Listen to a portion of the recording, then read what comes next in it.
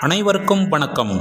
தூத்துக்குடியிலிருந்து ஈஸ்வரன். இப்பொழுது வயலினில் குயிலே குயிலே பூங்குயிலே என்கின்ற பாடல் இசைத்து காண்பிக்கப்படுகின்றன. மத்தியமாவதி ராக அடிப்படையில் அமைந்துள்ளது. இந்த மத்தியமாவதி ராகத்தை லேசான ஆலாபனை செய்த பின்னர் அந்த பாடல் இடம்பெறும் என்பதை தெரிவித்துக் கொள்கிறேன். இதோ லேசான மத்தியமாவதி ராக ஆலாபனை.